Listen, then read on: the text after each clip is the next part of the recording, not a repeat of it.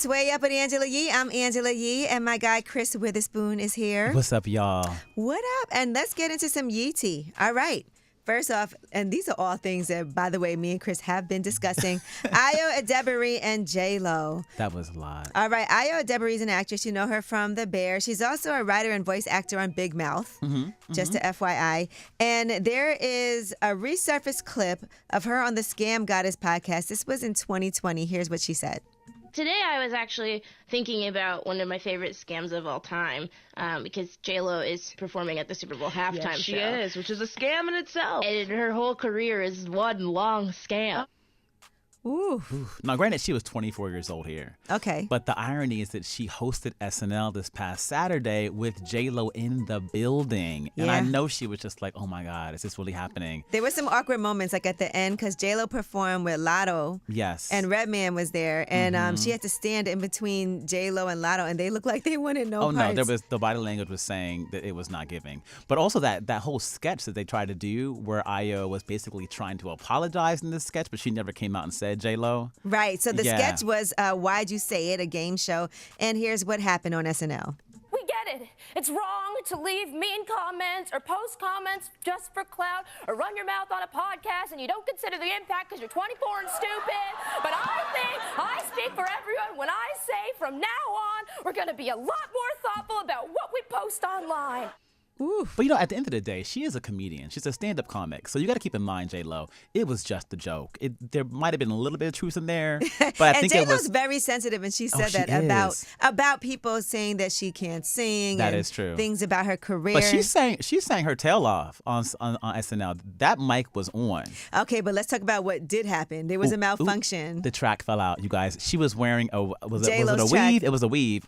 And the track was popping in terms of the music, but at a certain point she was singing so intensely that her track fell out of her head. It fell on the ground. I kept my eye on it the whole entire time. But she ripped out that hair extension, and whatever. then Method Man came out. It was a good performance, though. It was Redman. Oh, Redman, my bad. But it was a good performance. Redman came out. Who else? There was someone else she performed with for that song. Lotto, yes. That was a great performance. All right, she sang live. Yes, and speaking of singing live, another person who we love, Kandi Burruss, after 14 seasons. She's calling it raps, y'all. On Real Housewives of Atlanta, she's told Variety on the red carpet at the Grammys this.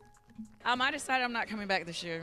They allowed us to sit around for a little too long because they was making a decision. But during that time, I had started working on a lot of other things, and I got some nice big projects coming soon. But it's not just that. It's just like, after you really have time to think, and a friend of mine was like, why do you keep doing it? And I was like, well, I think because I've just been doing it so long, it just feels weird to think not to do it. Listen. I'm a little surprised here because Kandi is a businesswoman and she's about her coins and her checks. And that check is not just the money you get from being on the show. It's the money you can make promoting your businesses on The Real Housewives. And Kandi uses that platform. Going on. And she's had a lot of other shows with Bravo, too. So that's interesting. Yeah, so maybe she has some other things that she's like, she's doing a revival of The Wiz. She's co-producing that. To see that. And so she might just feel like, you know what? I'm getting so much money other places. And we've learned you can always come back. They will always bring you back on that show if you want to. And then Kenya Moore, by the way, speaking of people who have no problem coming back, here's what she had to say when she was on with Big Tigger. She talks about herself, and she also talked about Nene Leakes possibly returning. Do you look forward to returning to Real Housewives of Atlanta? Do you know what? If it's in my future to return, I do look forward to it. This woman has media training. Do you look forward to Nene returning if that will be a possibility for the Real Housewives of Atlanta? That door is closed. You think it's closed? I mean, when you sue your employer, what do you expect to happen?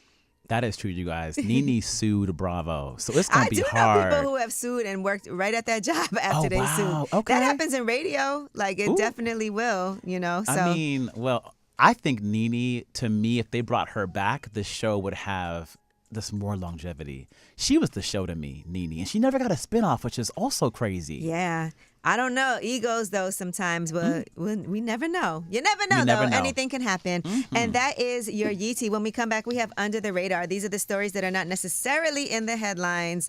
They are flying under the radar. And I want to talk about the world's first cyber brothel. It's an AI brothel. All right? We'll discuss this. Is that cheating? It's way up.